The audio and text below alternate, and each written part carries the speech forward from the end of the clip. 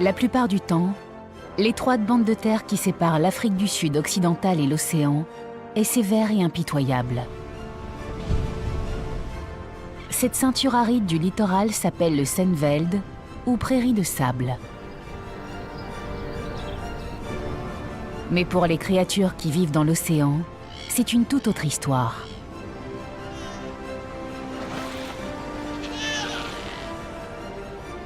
Ce courant des plus prolifiques est généreux avec chaque habitant de la mer.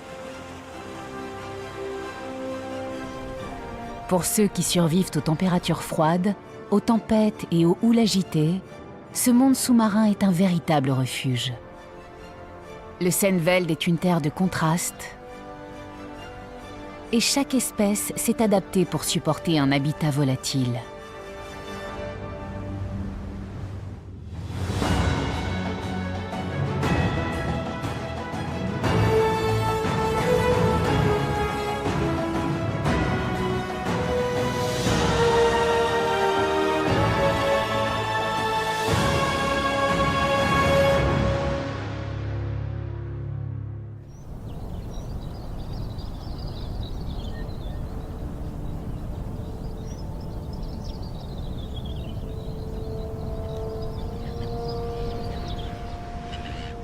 La frontière ouest entre l'Afrique du Sud et l'océan est un terrain aride et accidenté.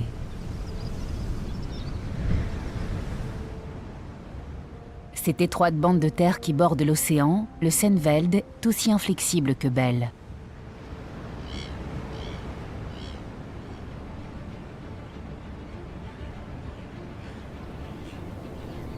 Le sable qui recouvre la côte est gros et drainé.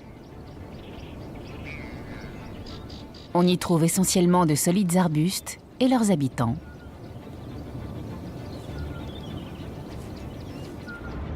Les saisons fluctuent d'un extrême à l'autre. Les habitants du Seinveld doivent résister aux vents incessants, aux embruns chargés de sel et au soleil brûlant.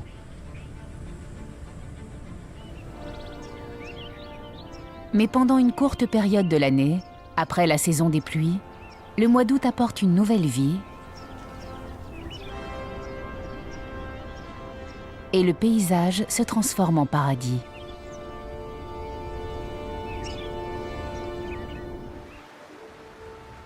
Alors qu'ils attendent patiemment l'arrivée du printemps, les animaux de cette bande de terre endurent sans limite leur impitoyable habitat.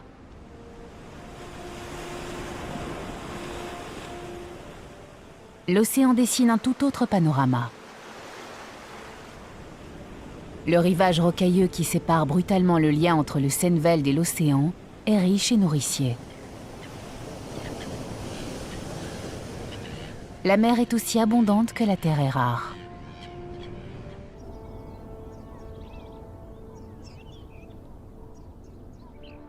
Pendant que les créatures terrestres combattent la dureté de la terre, ceux qui vivent en groupe dans la mer apprécient la générosité de l'océan.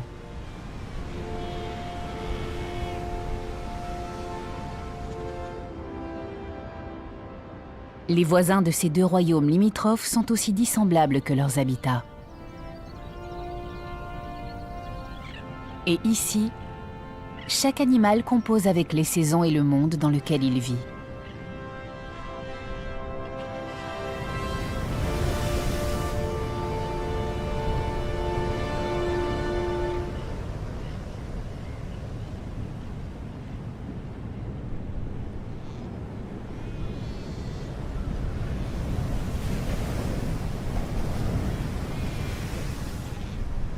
Cette plage au nord du Seinveld est la demeure de l'otarie à fourrure d'Afrique du Sud,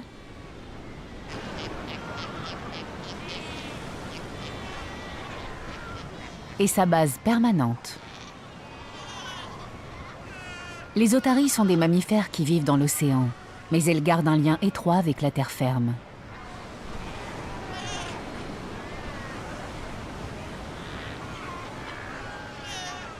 Elles passent la plupart du temps dans l'eau,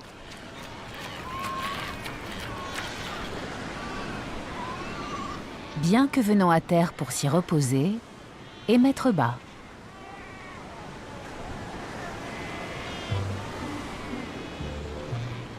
Les otaries sont un curieux mélange d'espèces coincées entre deux mondes diamétralement opposés, quelque part entre la Terre et l'océan. Elles sont beaucoup plus lourdes lorsqu'elles se déplacent sur le sol,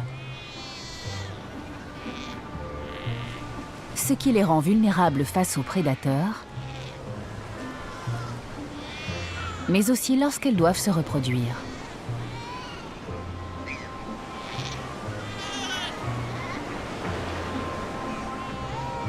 C'est pourquoi les colonies d'otaries se forment seulement là où les prédateurs terrestres sont rares.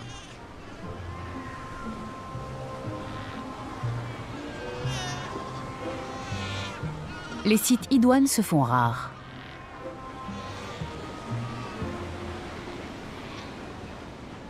Cette plage à Kleinsee dans le Senneveld compte la plus grande colonie d'otaries à fourrure du monde.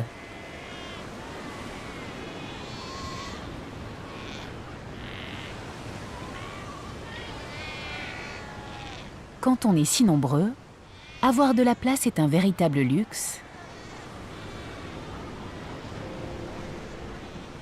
que seuls les mâles dominants peuvent s'octroyer.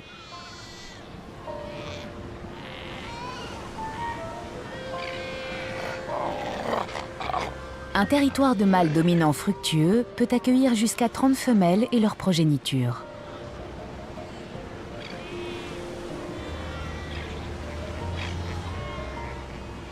Les petits seront allaités pendant 10 mois jusqu'au printemps. Ensuite, les gros mâles se battront pour les meilleurs sites de reproduction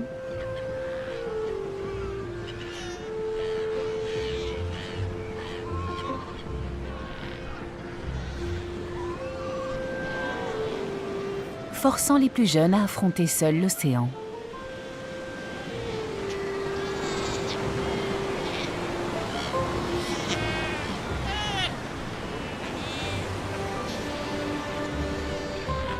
L'arrivée du printemps marque le début de leur indépendance.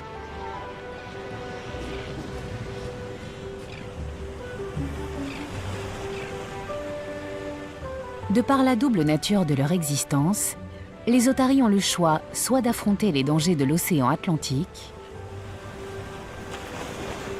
ou la rudesse de la terre ferme.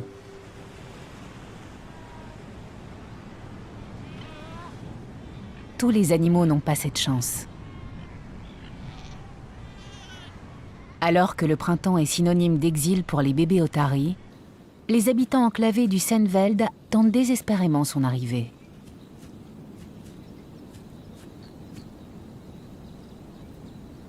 Enfermés entre les barrières de montagne et les rivières d'un côté et l'Atlantique de l'autre,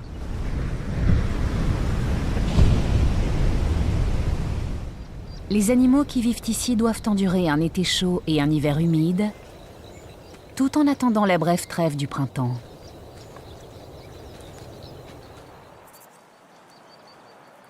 Pendant l'été, le Senneveld est hostile et ses ressources rares.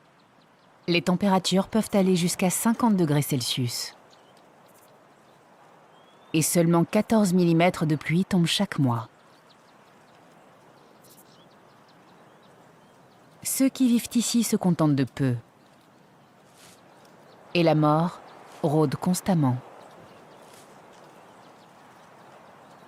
Les plus petites créatures ont fait de cet environnement leur maison.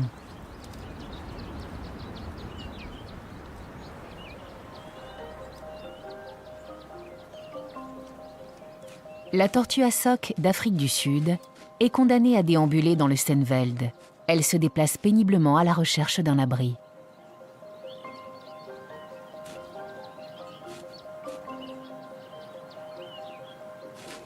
Robuste et téméraire, elle est capable de survivre en milieu hostile,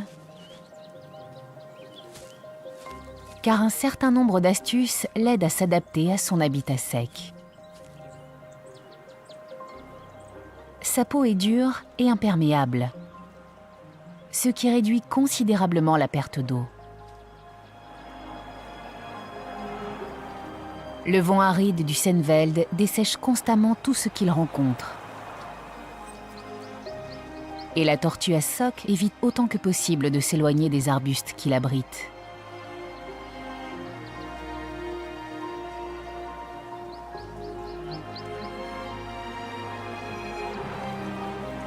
la clé de sa survie est sa nature timide.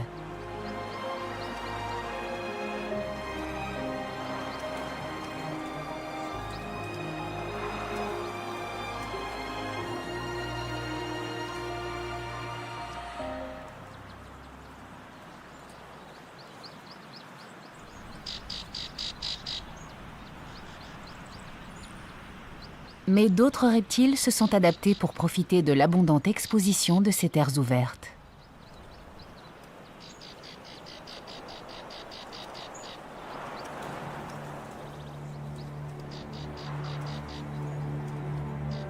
Là où d'autres cherchent à la fuir par tous les moyens, pour les lézards du Senneveld, la chaleur est source de vie et de mobilité.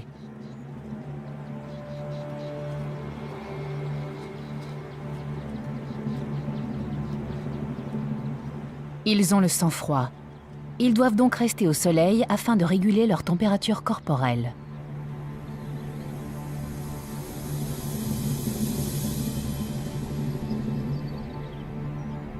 Et ceci est autant un fardeau qu'une bénédiction.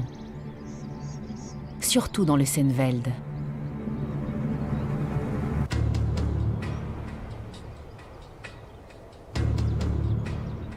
Car pour ce lézard du Cap, cela signifie qu'il doit s'exposer aux dangers des prédateurs.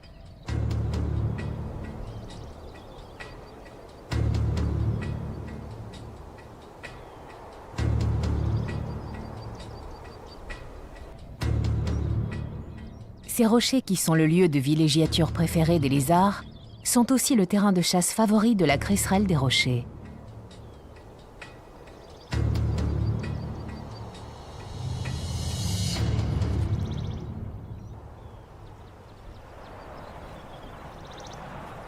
Mais ces rochers servent aussi de principale défense aux reptiles du Senneveld.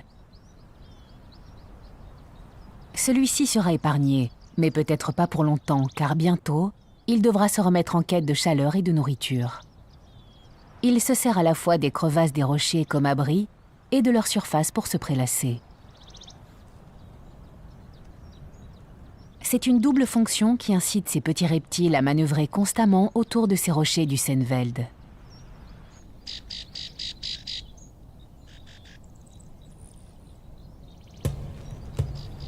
Certaines espèces semblent avoir résolu ce dilemme de manière fort intéressante.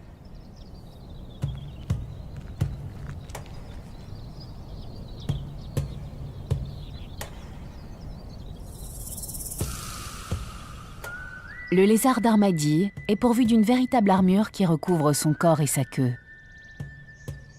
En revanche, son abdomen mou est des plus vulnérables.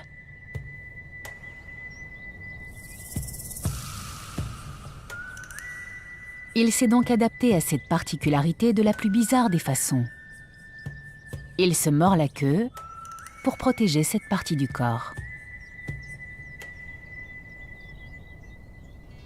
Ce reptile a une autre tactique pour se protéger des prédateurs du Senneveld.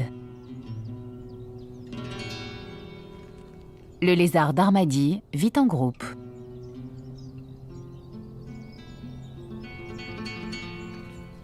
De nombreuses sentinelles se postent,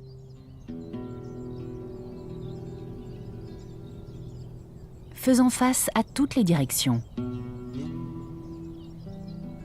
Si le danger vient du ciel ou du sol, n'importe quel lézard sera en mesure de le voir.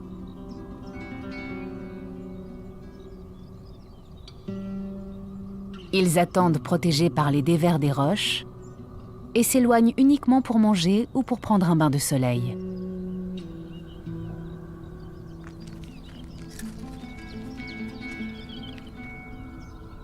Ces groupes sont hiérarchisés.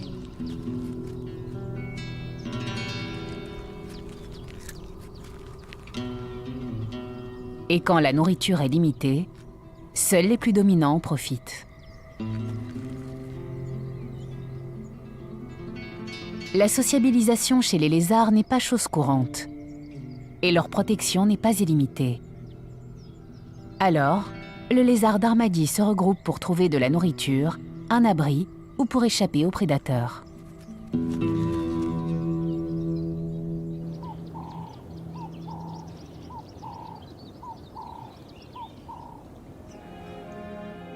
il n'est pas aisé de trouver un refuge dans le Senneveld. Seule la plus résistante des végétations peut survivre sur ce terrain difficile. Voici le fynbos du Namaqualand-Sand.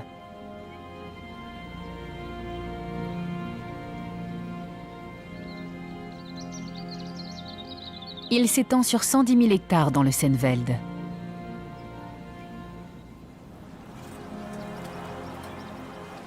C'est le plus aride des fynbos. Dans certaines zones, il survit avec une faible pluviométrie inférieure à 100 mm par an.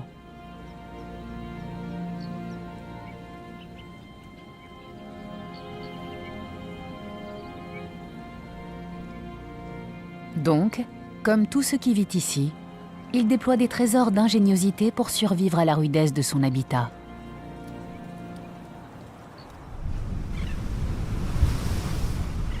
Quand le courant de Benguela surgit près des côtes, il remonte de l'eau froide des profondeurs jusqu'à la surface. Les vents dominants soufflent de la terre vers la mer, chargés d'air chaud et d'humidité.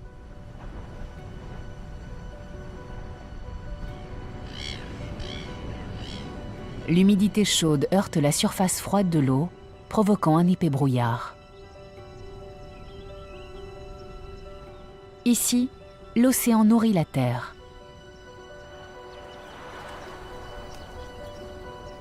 Brouillard et vent sont présents au moins 120 nuits par an.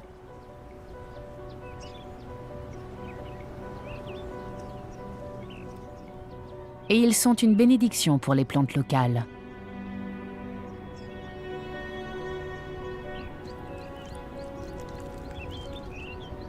On estime que l'humidité fournie par le brouillard de Senneveld équivaut à 3 fois son niveau pluviométrique.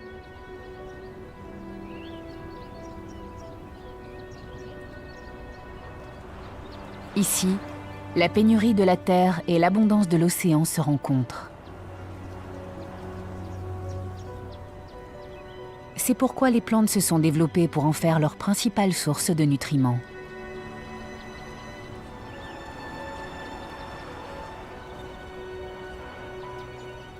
Dans cet habitat, les racines de nombreuses espèces ont de nombreuses et fines divisions juste au-dessus de la terre. Ceci contribue à optimiser l'apport hydrique.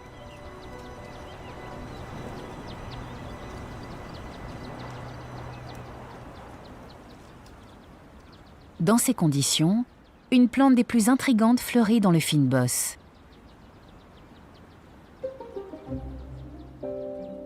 La tête de méduse.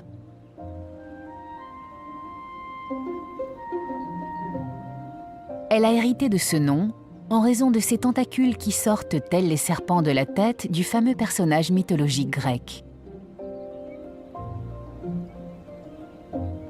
Cette dernière survit à ce milieu hostile en restant en partie sous terre,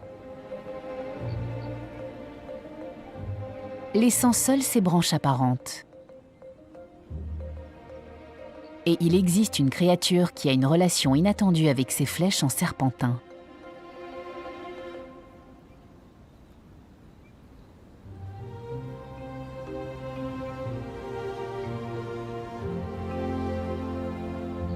Le saurien est l'un des rares membres de son espèce à ne pas se cacher entre les rochers.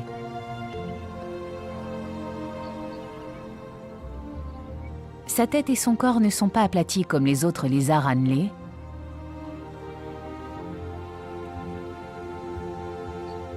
ce qui reflète sa prédilection pour une vie éloignée des rochers. Il a un autre moyen de se défendre des éléments et des prédateurs de Senneveld. La plante protège ce reptile comme le rocher protège le lézard d'Armadi.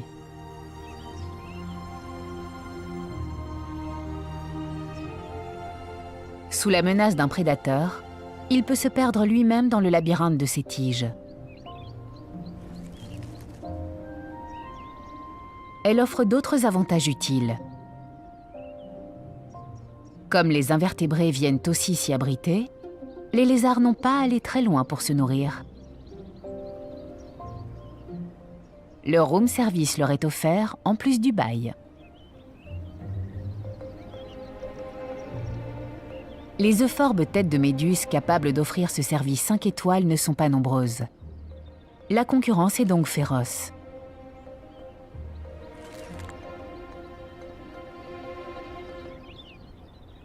Il existe une hiérarchie parmi les plantes locales. Celles qui sont les plus basses sont condamnées aux flèches les plus exposées.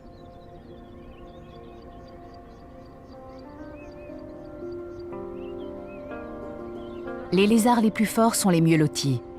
Ils se perchent là où les prédateurs ne pourront pas accéder.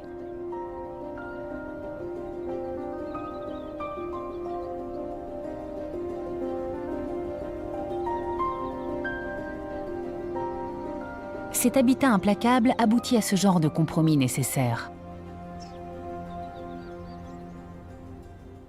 La rudesse a conduit ce lézard d'ordinaire solitaire à vivre en communauté.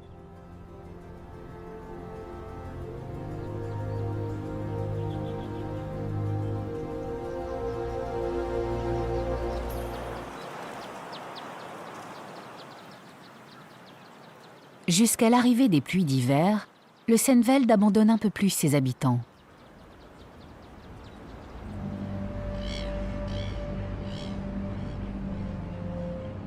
Les antilopes sauteuses vivent dans l'aridité. Elles paissent au milieu des dunes maigres et sont capables de digérer de l'herbe jeune et tendre, ainsi qu'une variété d'arbustes et de plantes grasses dont ces dernières sont bien pourvues. Mais leur principal point fort pour survivre sur ces terres est leur capacité à se passer d'eau. C'est aussi l'astuce que le plus grand mammifère du Senneveld utilise pour traverser l'été.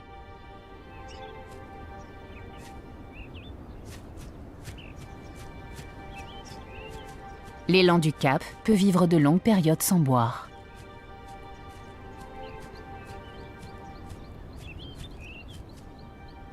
Cette famille nomade se déplace constamment à travers le Senneveld.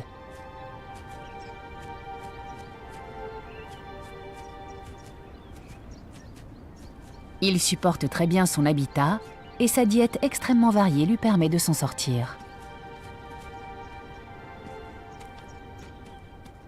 Mais pour survivre, les plantes qu'il ingère doivent contenir une humidité suffisante.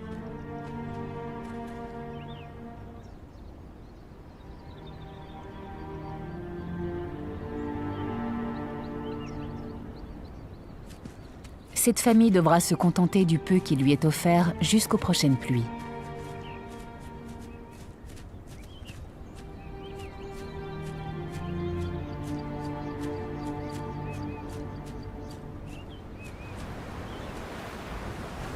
Tandis que sur Terre, les animaux endurent la chaleur estivale, l'océan continue de faire jaillir la vie.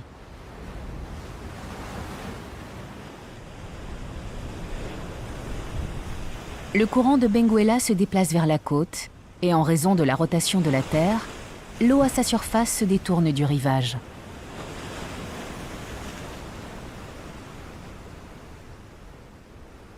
Si les vents dominants d'été s'en mêlent, alors on obtient une eau froide, riche en nutriments et profonde de 300 mètres.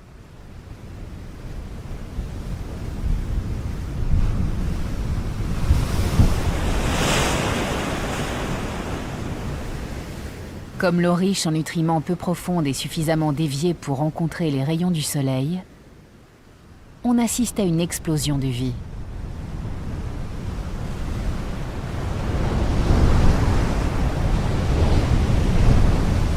Des tas d'algues flottantes apparaissent à la surface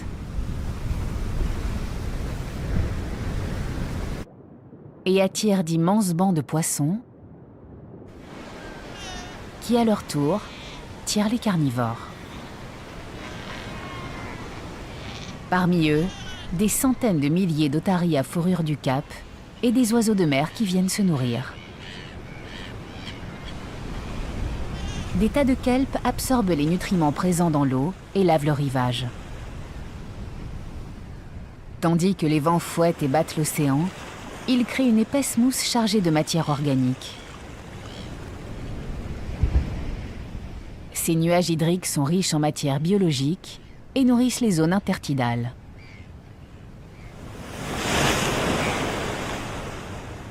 Un afflux constant de nutriments colonise le bord de mer sous différentes formes.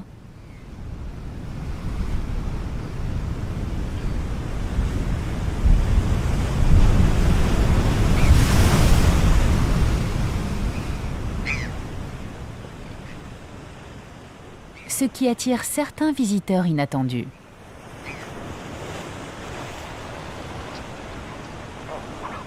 Le flamant rose utilise son bec pour filtrer la surface de l'eau afin d'optimiser les nutriments qu'il peut extraire.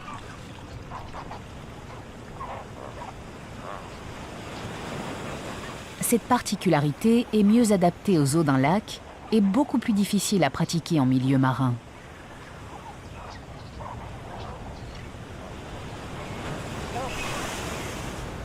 Mais il persévère afin de profiter du banquet que le littoral lui offre.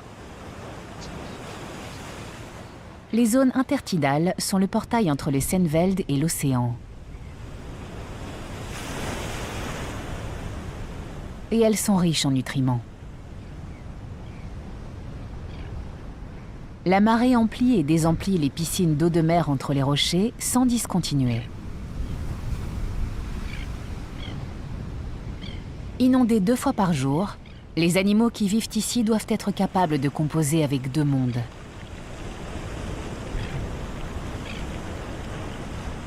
Une partie du temps, ils sont complètement submergés, et le reste du temps, entièrement à découvert.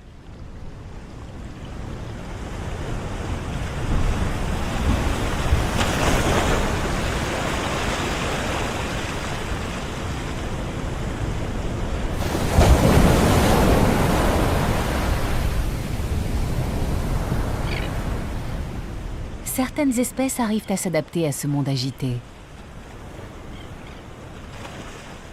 Mais la plus prospère n'est pas d'ici.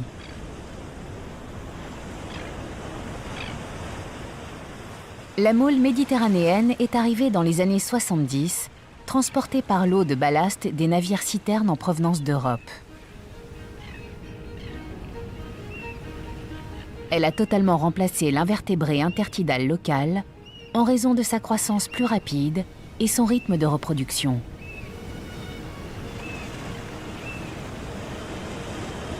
Mais ce succès a joué en partie un rôle dans la réintroduction d'un autre habitant du Seinveld. L'huîtrier de Moquin noir est une espèce sud-africaine menacée. Mais son nombre est en légère croissance.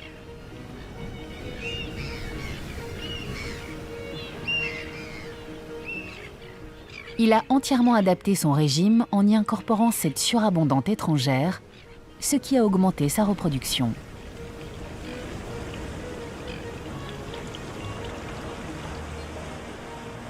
Pour se nourrir de moules, l'huîtrier doit attendre que la moule elle-même commence à se nourrir. Quand ils se nourrissent, ces mollusques filtrent l'eau à l'intérieur de leur coquille et pour ce faire, ils doivent relâcher leurs valves très serrées. C'est le moment que choisit l'oiseau pour recueillir ce mets délicieux.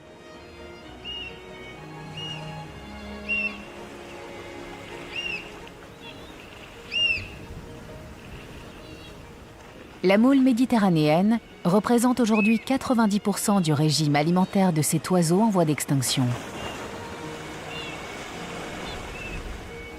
Et elle a contribué à augmenter la population d'huîtriers de Moquin de 30% ces 30 dernières années.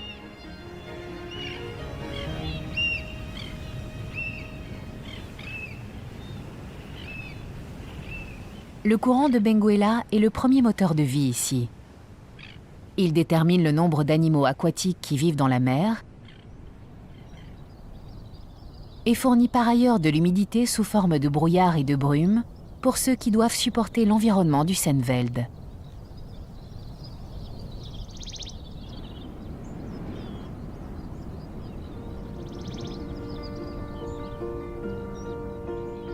L'hiver apporte la pluie.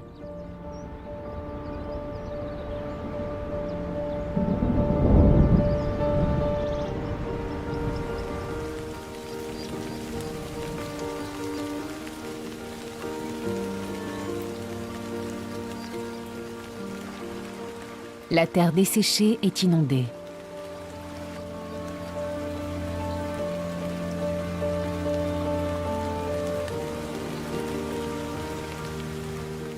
Le niveau pluviométrique est 6 fois plus important qu'à la saison sèche.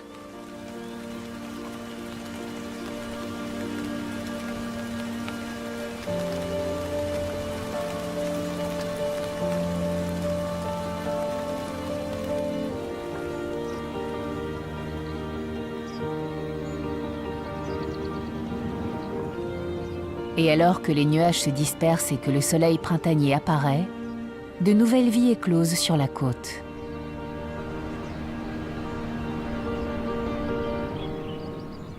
Les changements de saison apportent des transformations et du relief, ce qui attire un autre habitant très particulier du Senneveld.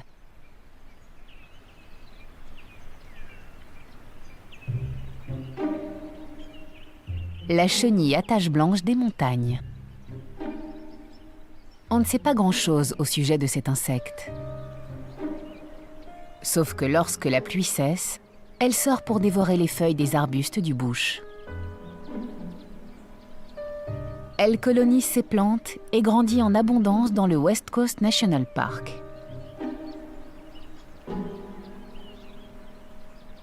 Quand les mâles deviendront papillons, ils déploieront de longues ailes et des bouches imparfaites qui les empêcheront de se nourrir.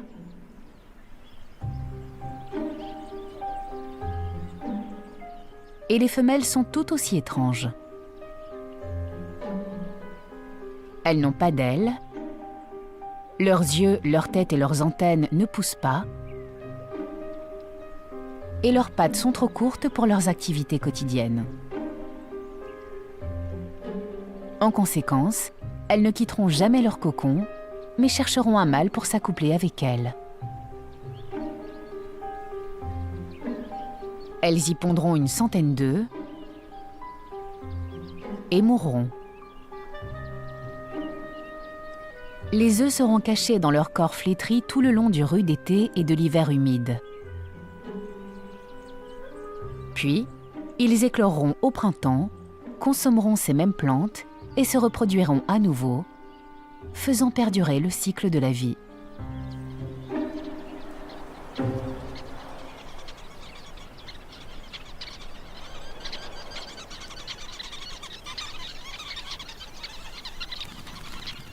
Cette activité frénétique est l'un des premiers signes du passage de l'hiver vers un printemps balbutiant.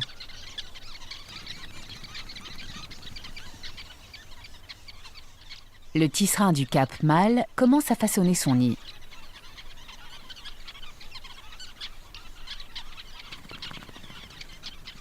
Cet oiseau très habile le fabrique délicatement.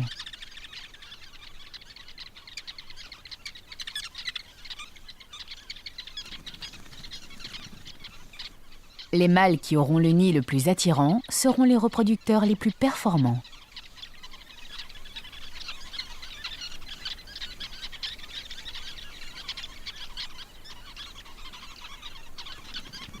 Une fois que le nid est prêt, ils se postent à l'entrée de leur maison et se font remarquer aux femelles qui passent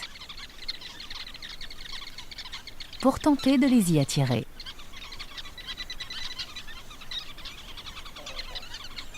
Ils sont polygames.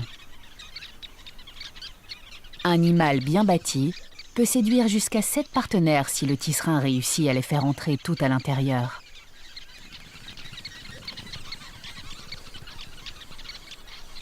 Le moment venu, la femelle attendra dans le nid et couvra ses œufs. Mais séduire une femelle est plus difficile qu'il n'y paraît. Les mâles doivent faire constamment des efforts pour trouver des partenaires.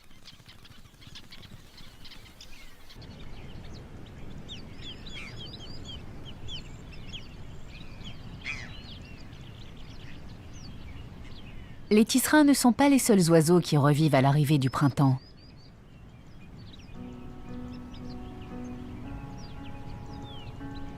Les échassiers se reproduisent en été en Sibérie, mais quand l'hiver arctique arrive, ils entreprennent une grande migration qui se termine ici, au printemps.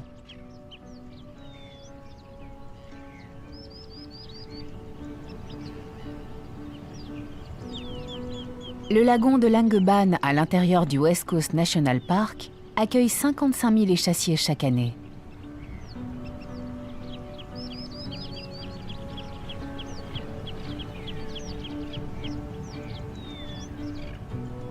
Leur arrivée inaugure une période d'abondance pour le Senneveld.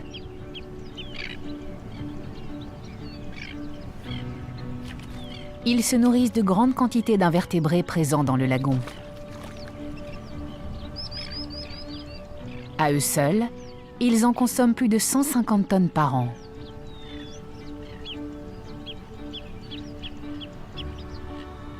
Les eaux deviennent un centre d'activité constant.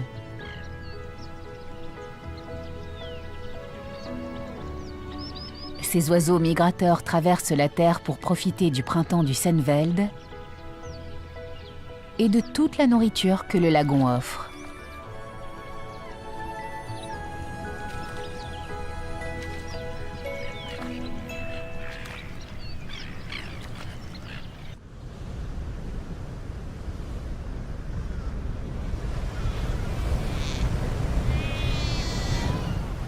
L'heure est venue pour les bébés phoques d'affronter l'océan.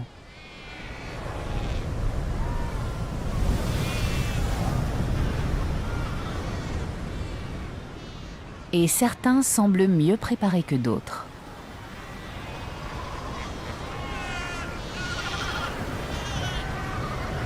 Ils doivent être capables de se débrouiller seuls au milieu de l'Atlantique.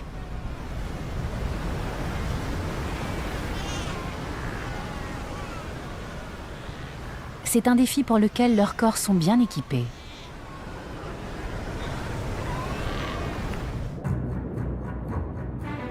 Une fois sous l'eau, les jeunes sont d'excellents acrobates aquatiques. Et c'est une qualité qui leur est très utile.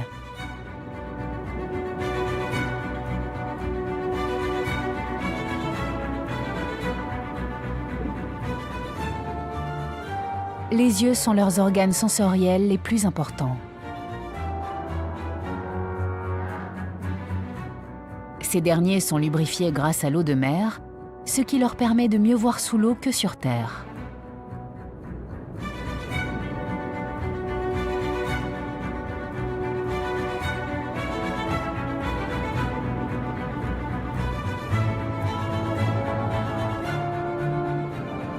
Leurs moustaches sont sensibles à toutes les vibrations et les conduisent auprès de leur proie.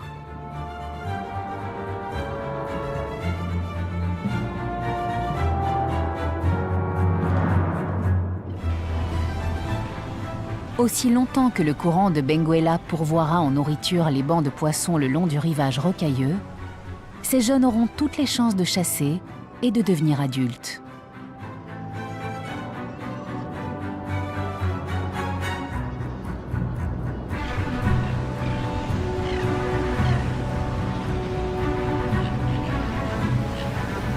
Et lorsqu'ils auront 5 ans, ils viendront sur les rives du Senneveld pour faire naître une nouvelle génération.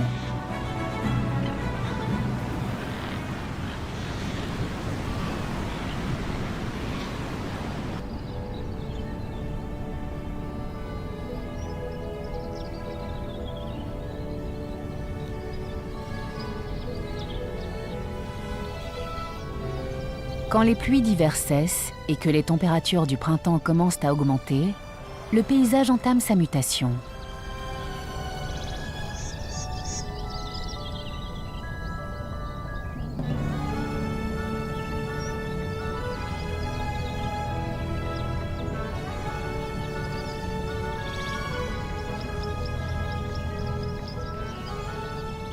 C'est alors qu'une petite fenêtre s'ouvre d'août à septembre chaque année, durant laquelle le Senneveld renaît.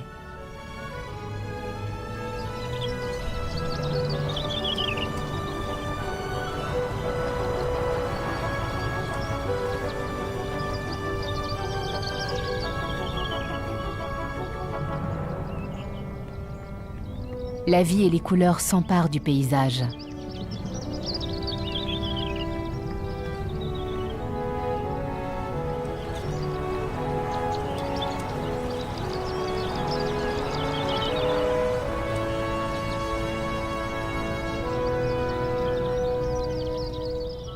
Les fleurs attirent les insectes qui apportent leur inestimable contribution.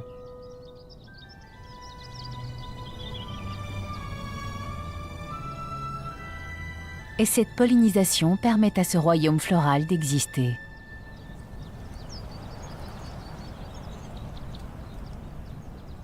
Et à leur tour, les insectes attirent les oiseaux.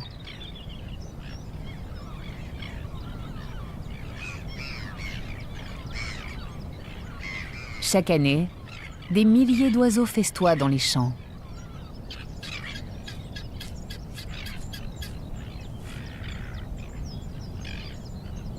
Et pour l'antilope du Senneveld, l'arrivée du printemps marque aussi une brève période d'abondance.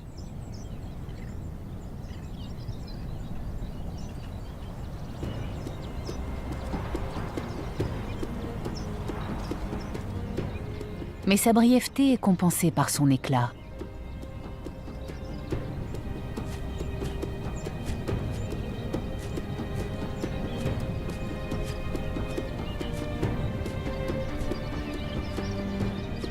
La famille d'élan a patiemment attendu la mutation du printemps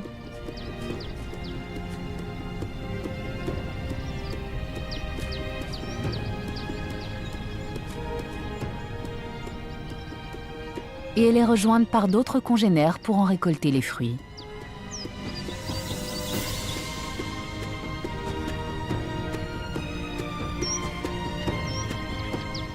Les fleurs retiennent parfaitement l'eau de pluie, ce qui en fait un mets apprécié.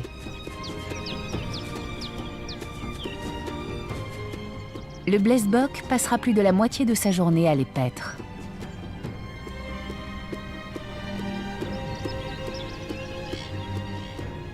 Le Senneveld est le seul endroit au monde où le blesbock naît spontanément. Il est donc habitué à une grande variété de plantes parmi ce biome floral. Durant cet été long et aride, le zèbre de montagne du Cap a été obligé d'abandonner ses pentes grasses préférées pour manger des feuilles et des arbustes moins nombreux. Mais maintenant, il revient dans les pâturages ouverts.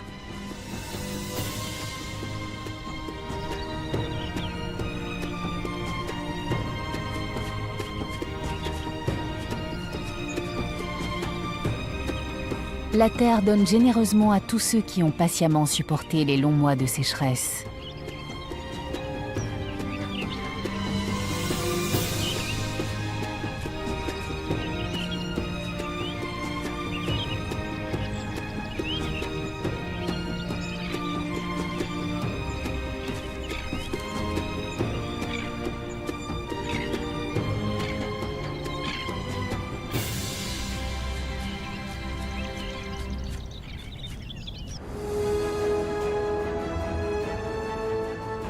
Le printemps au Senneveld est une respiration.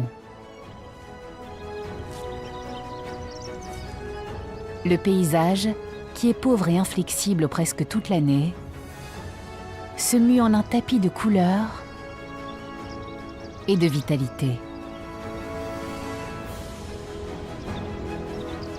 C'est un cadeau de bienvenue pour tous ceux qui ont dû endurer les étés torrides et les hivers rigoureux. Mais l'océan est la véritable épine dorsale de ceux qui vivent ici. Si la pluie se fait rare, il produit de l'humidité sous forme de brouillard.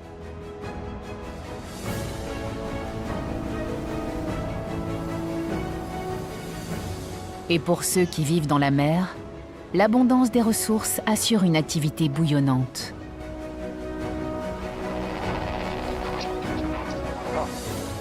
Le Senneveld est une délicate interaction entre terre et océan.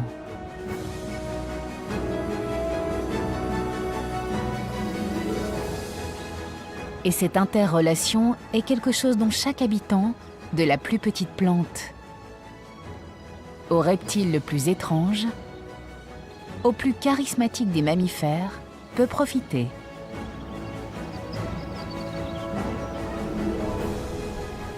Vivre ici, c'est vivre entre deux mondes. Et le résultat donne un habitat qui mêle délicatesse et hardiesse. C'est le Senneveld, entre terre et océan.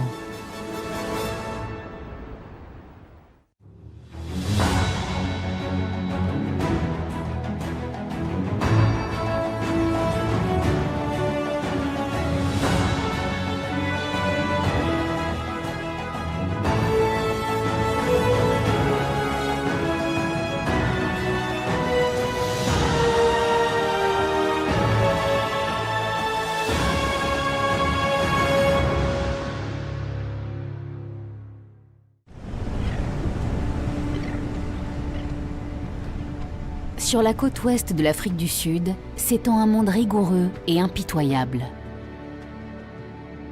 Les précipitations y sont rares et pour les créatures qui y vivent, c'est un vrai défi. « 10 mois par an, c'est un désert. Mais chaque année, pendant une courte période, les précipitations font naître une multitude d'espèces végétales. La terre s'ouvre brusquement pour révéler des trésors de vie. Le désert se transforme en une oasis de fleurs.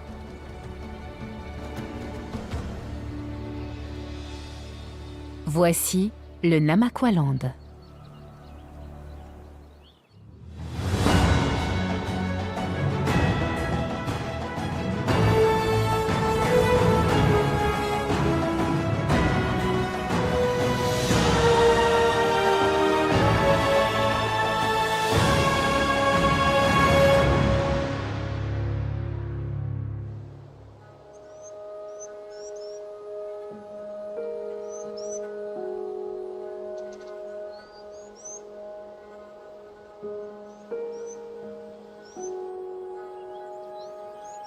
Situé au coin du désert du Karoo, le Namaqualand est un trésor botanique d'Afrique du Sud.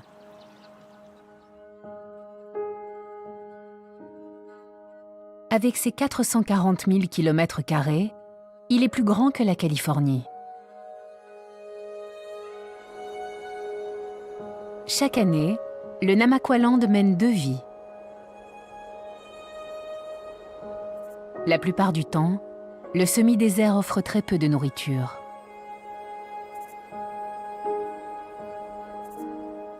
Tout ce qui vit ici doit adapter ses besoins aux maigres ressources qui lui sont accordées.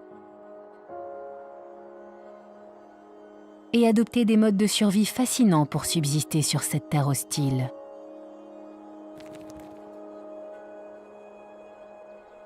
C'est un royaume dangereux et aride.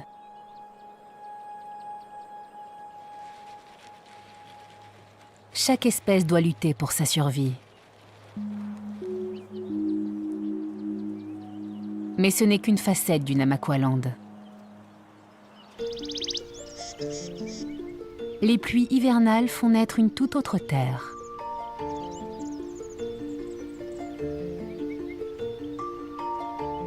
Une terre d'abondance.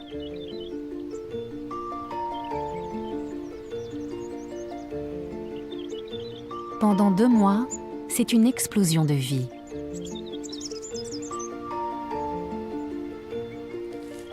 Et les espèces qui survivent à l'été aride sont récompensées.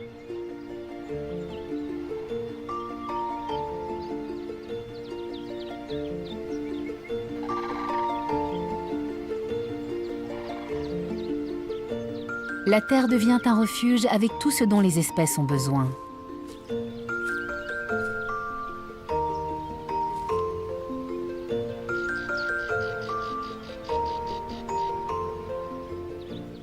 Aussi soudainement que cette terre se transforme en oasis, elle redevient un désert.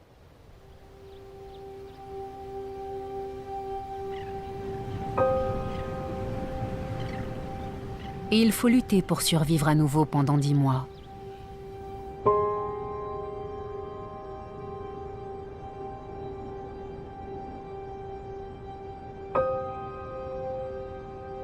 C'est l'autre facette de la vie au Namaqualand.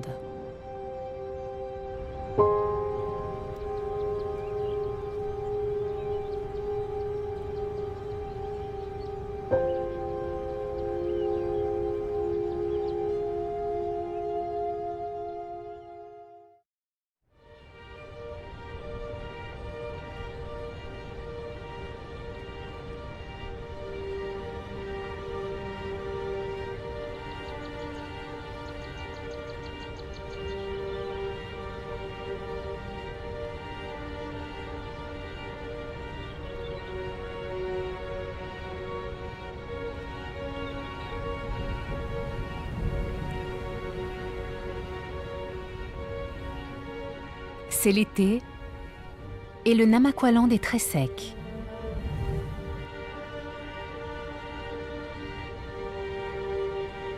Les températures atteignent 40 degrés Celsius. La terre est brûlée et des vents torrides soulèvent des nuages de poussière qui empêchent la végétation de proliférer.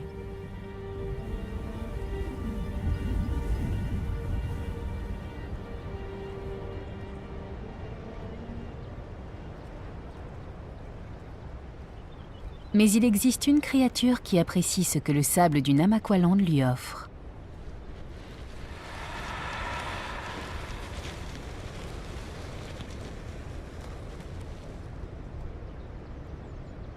C'est le roi de la vie souterraine. Enfin, dans ce cas, la reine.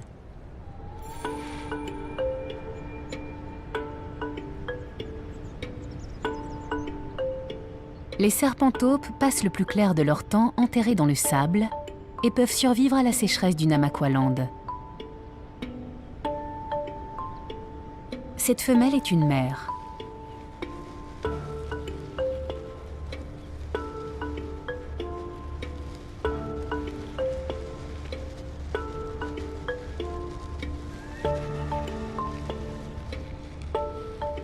Sa famille est petite comparée à celle des autres serpentaupes.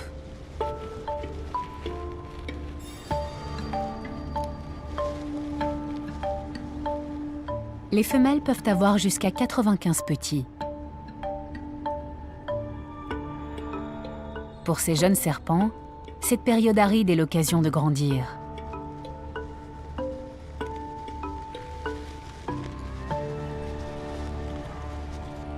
Ils sont indépendants depuis leur naissance. Lentement mais sûrement, un par un, ils se débarrassent de leur mue et s'aventurent hors du nid.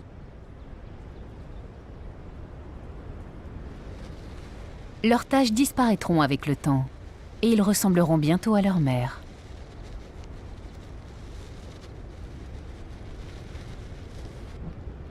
Ces jeunes serpents mangeront de petits lézards, puis des mammifères une fois qu'ils seront assez gros. Leur mère n'a plus d'obligation envers eux. Elle doit maintenant penser à se débrouiller.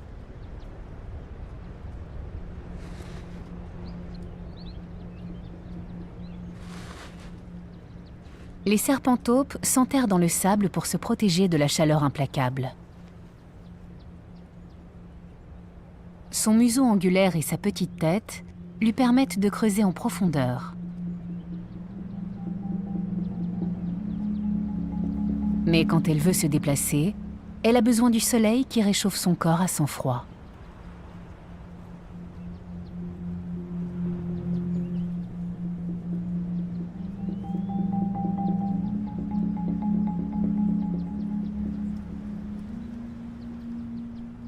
Avant de commencer à chercher un rataupe imprudent, elle sent les particules chimiques dans l'air avec sa langue fourchue.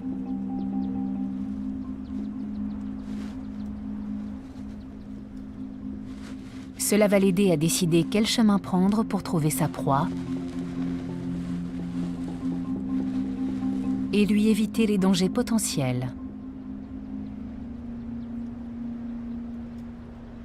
Le serpent taupe n'est pas venimeux et n'a pas de stratégie de défense si un danger approche.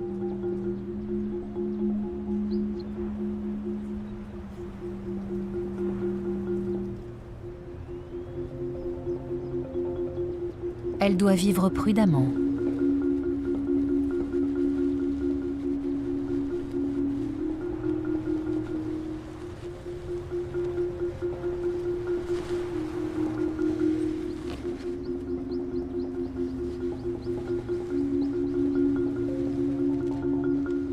Elle continue ses recherches.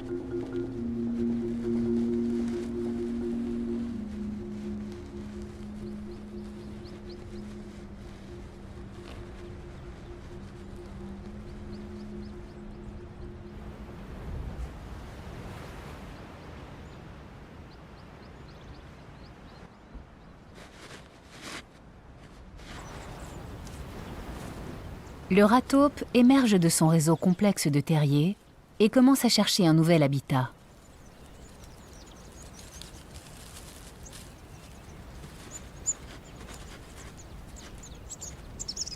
Il aime mener une vie solitaire.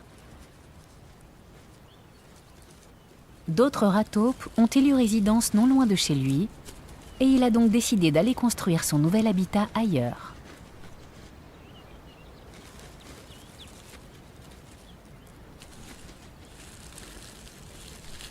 Tout son corps est conçu pour une existence souterraine.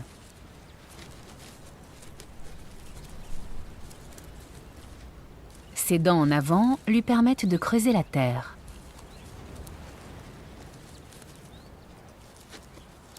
Sa peau souple lui permet de se faufiler dans les terriers étroits.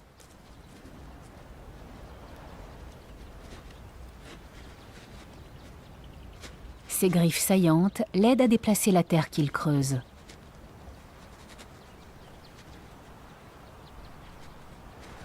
Son régime journalier est composé d'herbes, de racines et de géophytes. Ce sont des plantes à bulbes qui résistent à l'été dans le sol. Mais elles sont impuissantes face à ces bandits presque aveugles.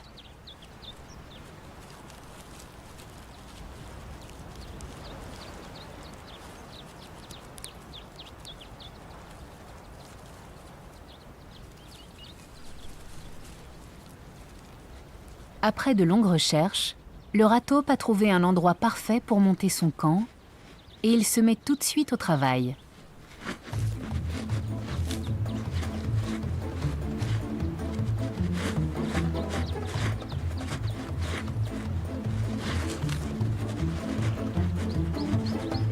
C'est un excellent mineur fait pour ce monde de sable.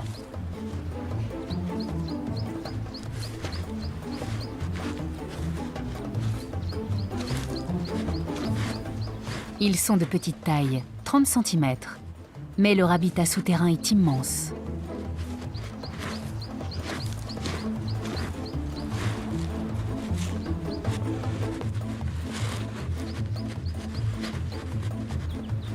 Certains terriers peuvent atteindre 300 mètres de long. Une fois qu'il a creusé son terrier, le rat taupe se réfugie à nouveau dans le sol. Et il a bien raison. Sur les dunes, le serpent taupe est toujours en chasse.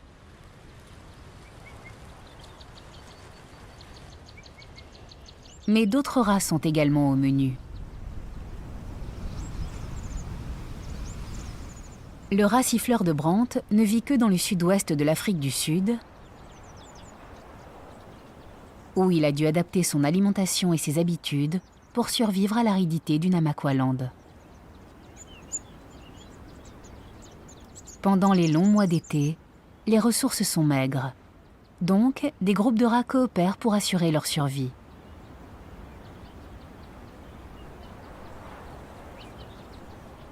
Ces rats travaillent ensemble pour construire un réseau complexe de terriers.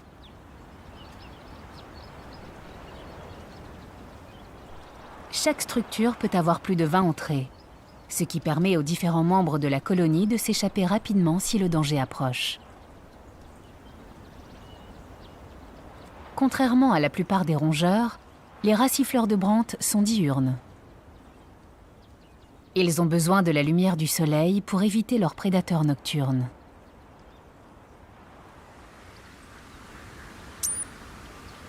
Le seul système d'alerte qu'ils possèdent est ce sifflement fort qu'ils émettent quand ils se sentent menacés.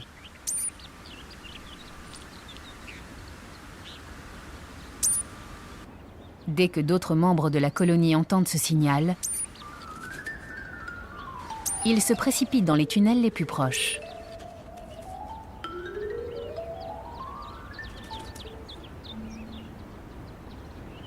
Pendant la saison sèche, ces créatures sociables résident principalement dans le sol afin d'éviter la chaleur étouffante. Mais occasionnellement, elles doivent creuser en surface.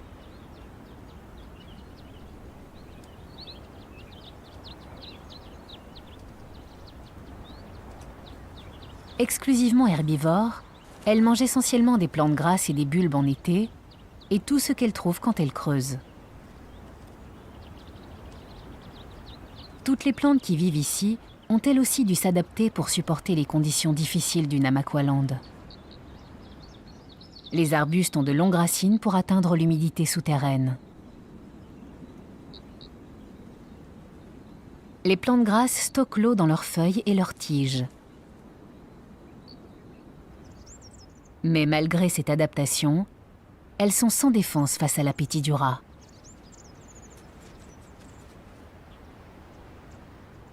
C'est le mois de mai. L'hiver approche. Les températures baissent et permettent aux racifleurs de rester plus souvent dehors. Dans quelques mois, ils pourront se régaler de fleurs.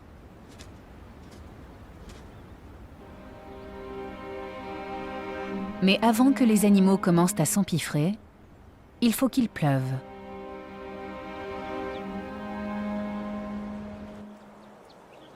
Les terres sèches et arides attendent patiemment.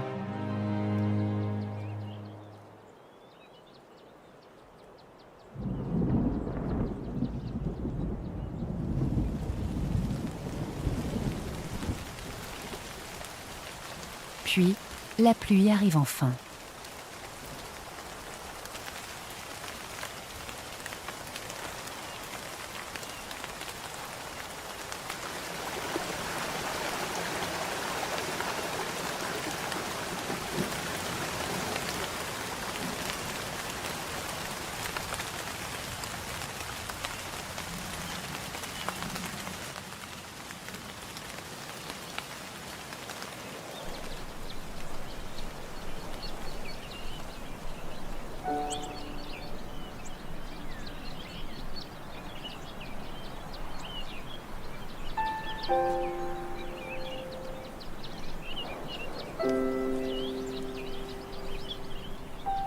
Les précipitations annuelles au Namaqualand surviennent entre juin et juillet.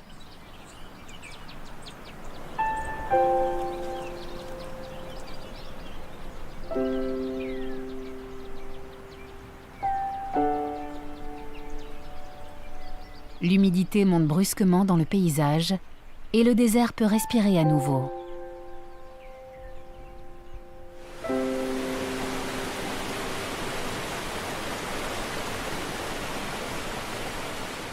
Après les précipitations hivernales, la terre se transforme radicalement.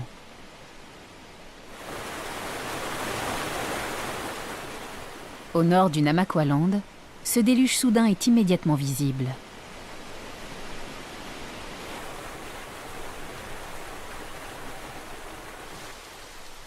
Après les précipitations hivernales, la cascade de New Woodville s'écoule rapidement.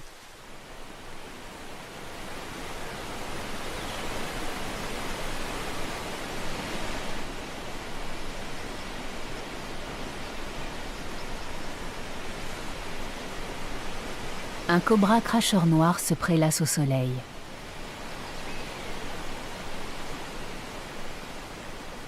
Toute cette vie intense va lui offrir de grandes quantités de nourriture. La cascade sert de refuge pour les animaux de la région pendant les 2 prochains mois. Une pause bienvenue après les 10 mois de sécheresse.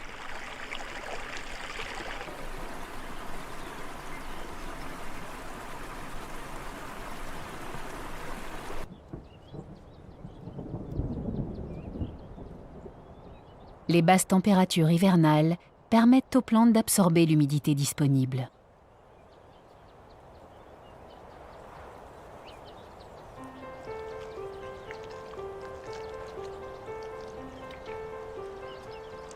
Après 10 mois de sommeil, le Namaqualand se réveille et la nature s'épanouit.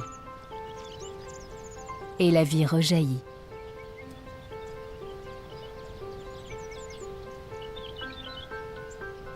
Les fleurs tapissent tout le désert et recouvrent le paysage d'un kaléidoscope coloré.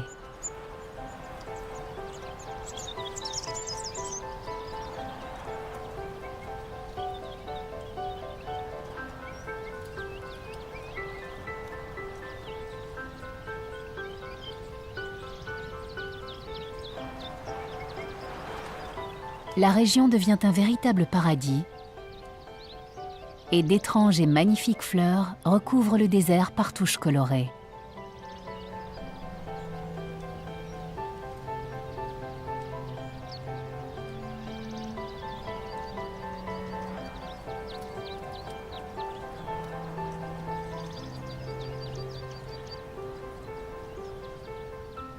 Ces plantes utilisent cette période humide pour germer et répandre leurs graines.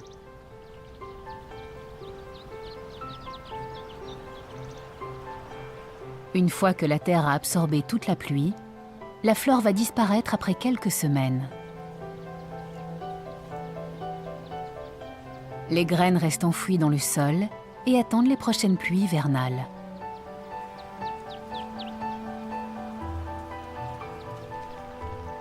Et le cycle recommence.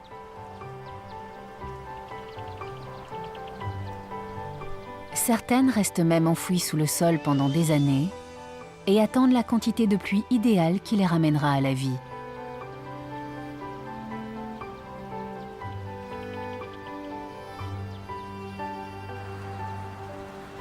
Pour survivre ici, il faut de la ténacité et de la patience.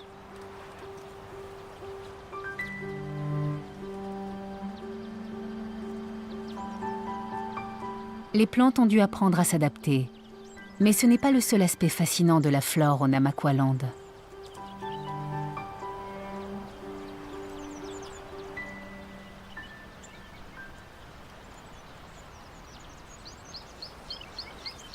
Ici, une telle diversité d'espèces prouve combien cette terre est exceptionnelle.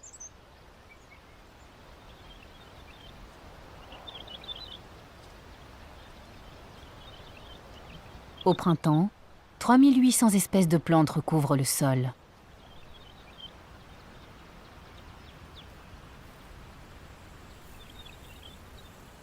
Presque 30% de celles-ci n'existent nulle part ailleurs.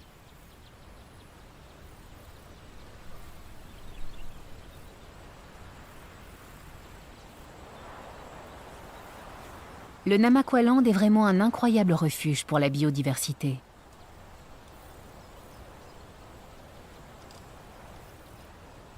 Si les pluies hivernales font naître la vie au Namaqualand, les fleurs dépendent aussi d'autres espèces pour assurer leur survie. Que ce soit le bec des nectariniidés, la langue des mouches ou les poils des scarabées. Chaque pollinisateur joue un rôle crucial pour entretenir le jardin du Namaqualand.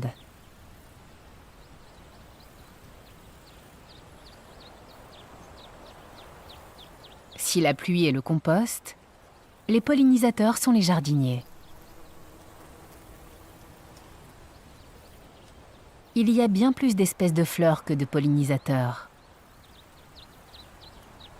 Donc, les plantes rivalisent entre elles pour attirer les insectes et les oiseaux et adoptent des couleurs vives et des motifs originaux. Pour ces fleurs, c'est une course contre la montre, et les plus attrayantes l'emporteront.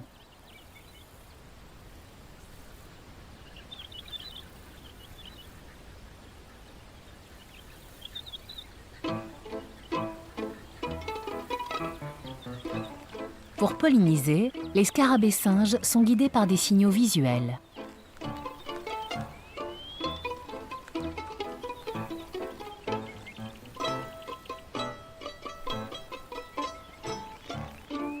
Ils utilisent ces fleurs non seulement comme source de nourriture, mais aussi comme lieu de reproduction. Et certaines fleurs ont évolué pour profiter de cela.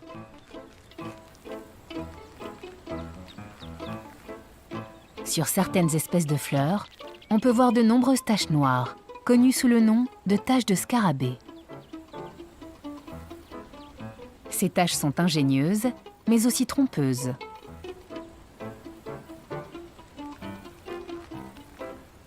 Les scarabées, leurrés, gravitent autour de ces fleurs et tentent de s'accoupler avec. Après s'être roulés dans le pollen sans trouver de partenaire pour se reproduire, les scarabées ont rempli leur fonction. Leurs nombreux poils raides sur leur corps distribuent le pollen, tandis qu'ils se déplacent de fleur en fleur.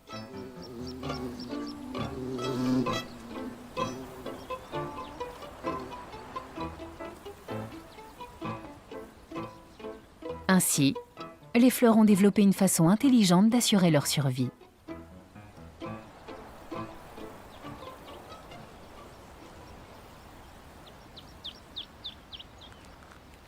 Les scarabées singes pollinisent les fleurs de leur choix. Mais d'autres insectes sont plus sélectifs.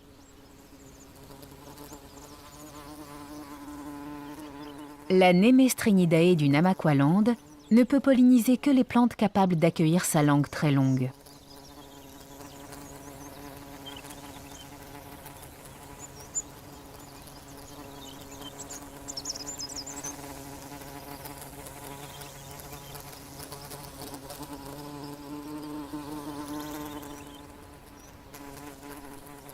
Bien que ce membre non rétractable de 5 cm semble un inconvénient, il a au contraire un énorme avantage. Elle est l'unique pollinisateur de la fleur Meidestert à longue tige.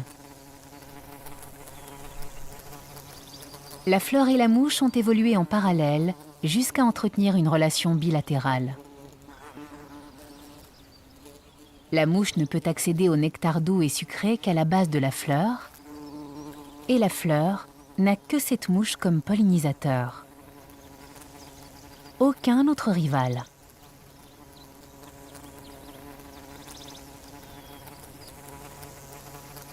Ces mouches et ces fleurs n'existent qu'en Afrique du Sud.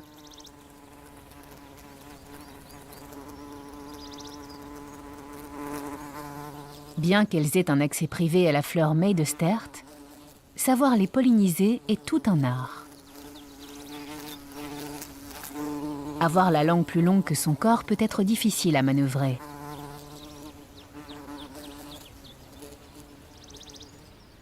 Tandis que les plantes et les pollinisateurs du Namaqualand ont évolué main dans la main, une autre relation a un effet encore plus visible sur le paysage. La Gorteria diffusa est une espèce de fleur, plus communément appelée la marguerite scarabée. Cette espèce se démarque des autres fleurs du Namaqualand pour une raison particulière. Avec le temps, cette fleur orange s'est modifiée 15 fois.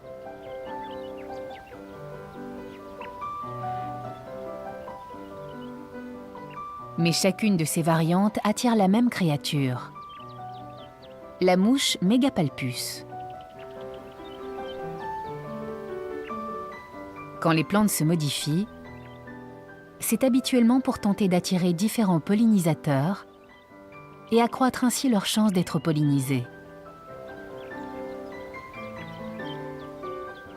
L'extraordinaire évolution de la Gorteria est unique parce qu'elle n'est pas due à une tentative d'attirer différents pollinisateurs.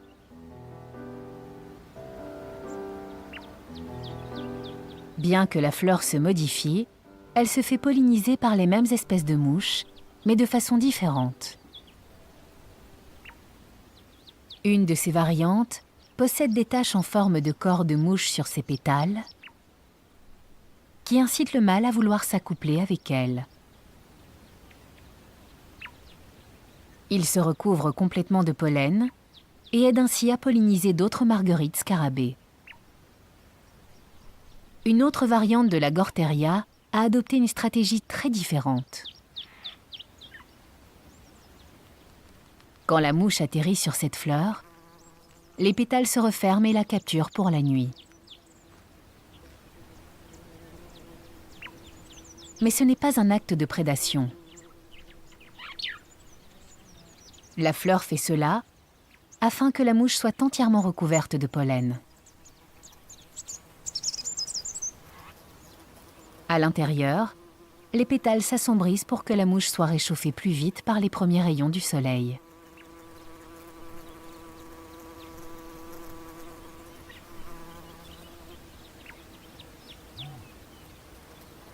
La mouche ne profite pas seulement d'un abri sûr et chaud pour la nuit, mais elle a aussi un petit déjeuner à base de pollen au réveil.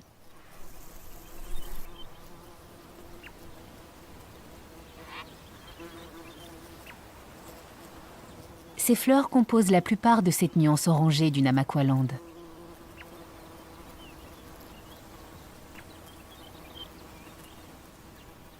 La mouche Megapalpus est leur seul pollinisateur. Donc, si elle devait s'éteindre, la splendeur orangée du Namaqualand disparaîtrait.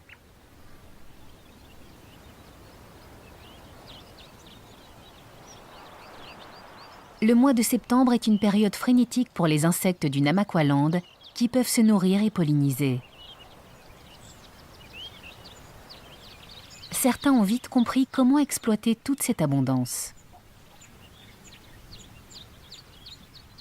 Des hérons garde-bœufs opportunistes suivent des troupeaux d'antilopes et mangent les insectes qui virevoltent autour d'eux.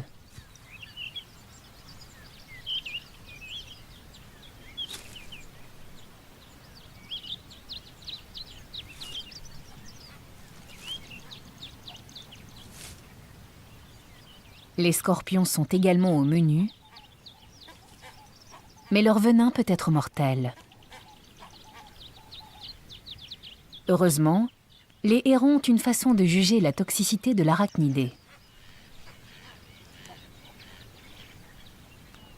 Plus les pinces sont grosses, moins ils sont venimeux.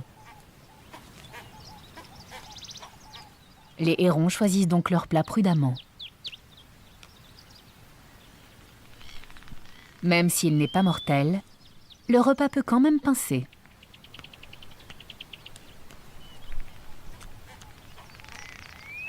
Dès que le héron a trouvé une façon pratique de le prendre, il l'avale tout entier.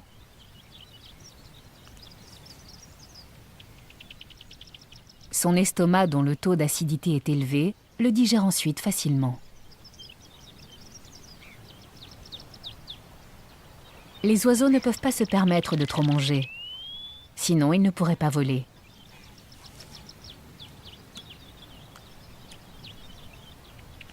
Ils doivent donc digérer le repas le plus rapidement possible.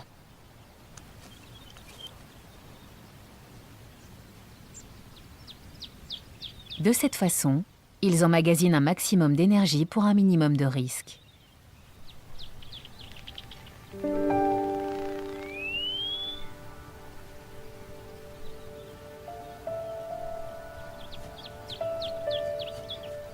C'est une période d'abondance pour tous.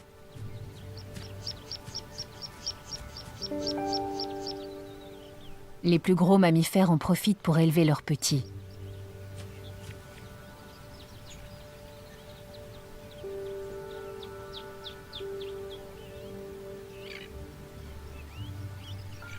Et leurs crottins aident à fertiliser les fleurs qui nourriront la faune pendant encore tout le printemps.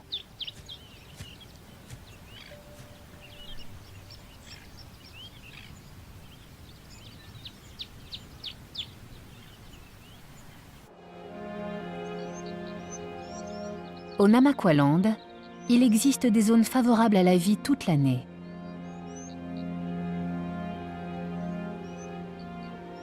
L'arbre carquois pousse en période d'abondance.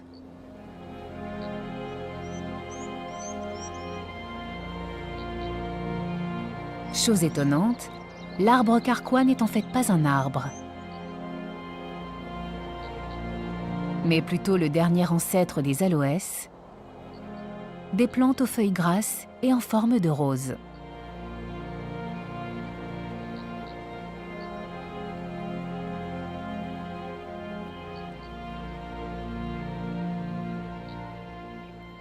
Dans le passé, les Bushmen utilisaient ces plantes pour fabriquer les carquois pour leurs flèches de chasse, d'où le nom.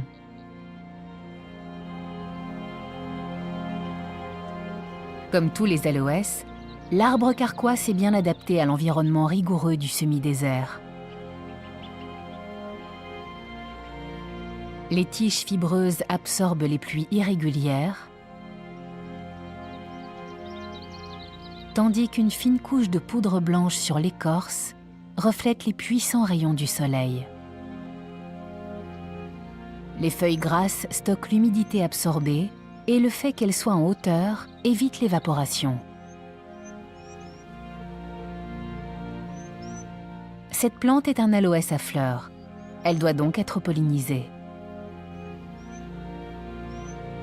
Pour cela, elle produit de grandes quantités de nectar sucré auxquels peu d'oiseaux ou d'insectes ne résistent. À 100 km au sud-ouest des champs de fleurs et des forêts exotiques, le Namaqualand dévoile encore un tout autre paysage.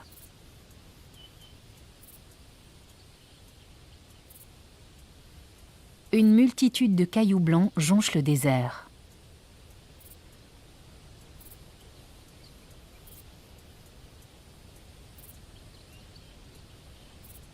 Il n'y a que des plantes naines et des plantes grasses qui poussent sur le sol salin de ces champs de quartz.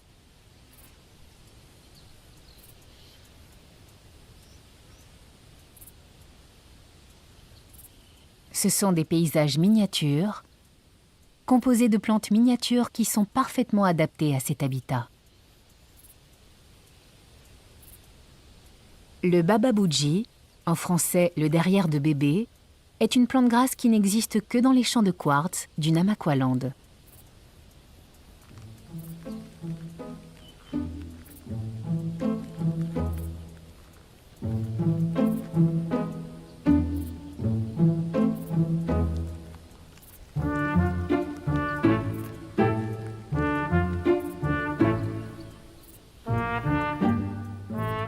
Il a développé une stratégie de survie remarquable qui lui permet d'être ici chez lui.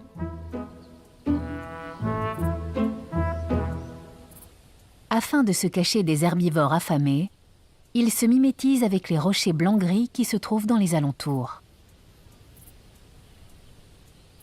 Il n'y a pas que les plantes qui se cachent au vu et au su de tous. Ces plaines caillouteuses abritent des créatures très particulières et inhabituelles que l'on remarque souvent peu.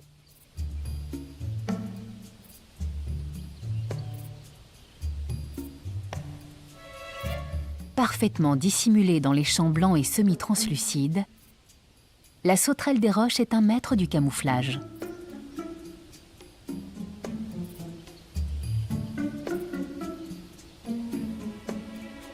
Tout son corps lui permet de se dissimuler dans les champs de quartz.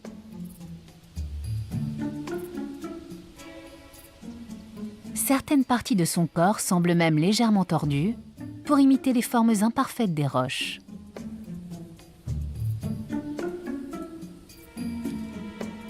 Les minuscules poils sur ses jambes adoucissent les contours de son ombre.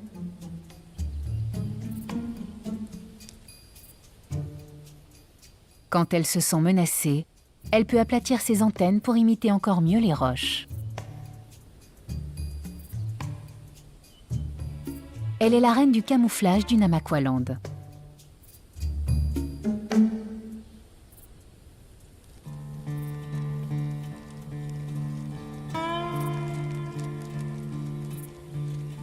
Le scolopendre de Chine à tête rouge passe au peigne fin les champs de roches à la recherche de sauterelles imprudentes et utilise la vitesse et l'endurance comme mode de prédation.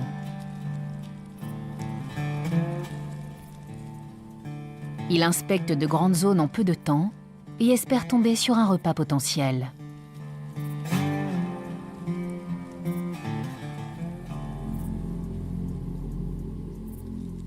c'est un méchant prédateur. Et il attaquera tout insecte ou animal plus petit que lui, grand de 20 cm.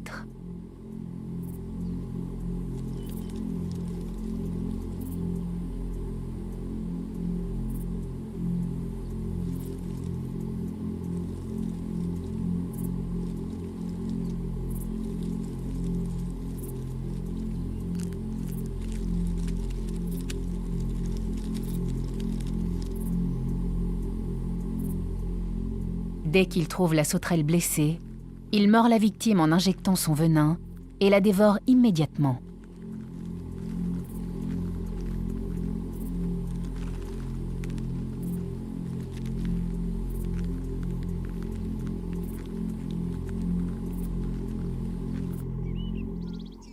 Contrairement à son homologue camouflé, la sauterelle à écume empoisonnée a évolué pour se défendre.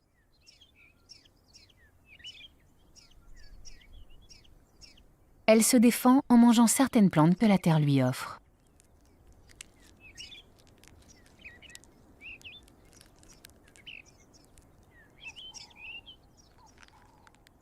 Elle se nourrit principalement de l'étron vénéneux et ingère ainsi les toxines en les stockant dans ses articulations.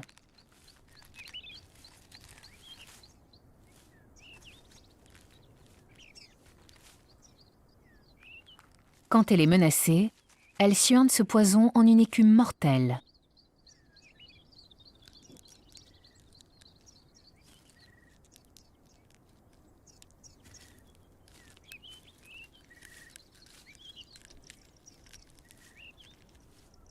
L'insecte flamboyant exhibe fièrement ses couleurs. Dans la nature, tout le monde sait que plus un animal est coloré, plus il est venimeux. Elle cherche de la nourriture dans les fleurs du Namaqualand sans peur d'être mangée. Si un imprudent prédateur tente de le faire, il va en payer le prix. Mais pour se défendre, pas forcément besoin de poison. Plus semblable à la sauterelle des roches, la Namaqua homopode marquée reste hors du danger en se cachant.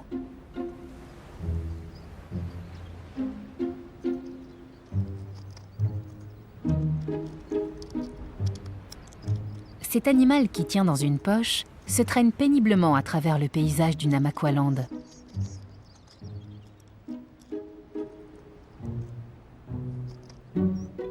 Cette tortue qui ne dépasse pas 9 cm est la plus petite au monde.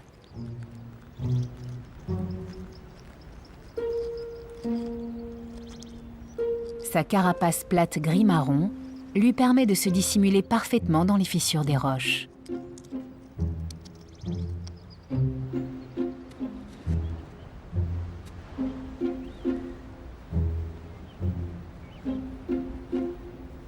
Durant les étés chauds, elle se nourrit de plantes grasses résistantes.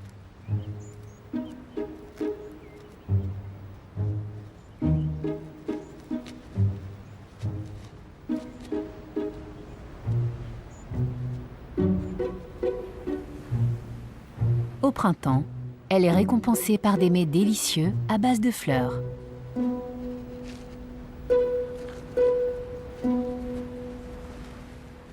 Elle ne se retient pas.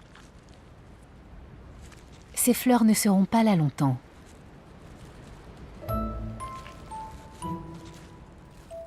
La tortue se gave de ces délices qui ne sont là qu'une fois par an.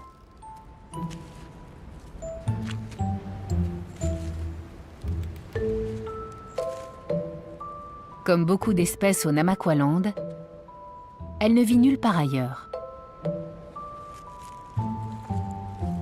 Avec ses homologues endémiques, la Namaqua homopode marquée est faite pour prospérer dans cet environnement singulier.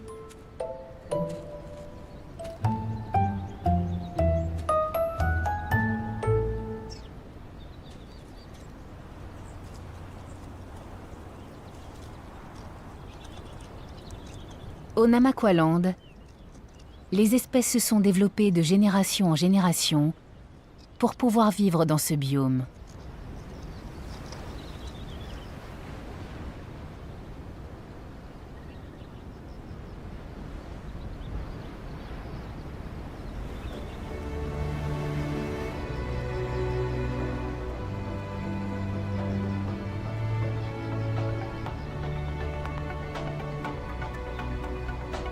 le printemps abrite l'une des transformations naturelles les plus merveilleuses au monde.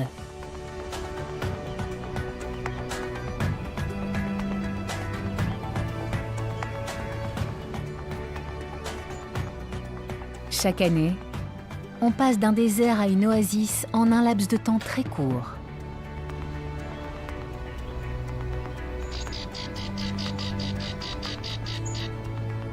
L'existence contrastée de cette terre témoigne de la capacité qu'a la nature à s'adapter et à se transformer.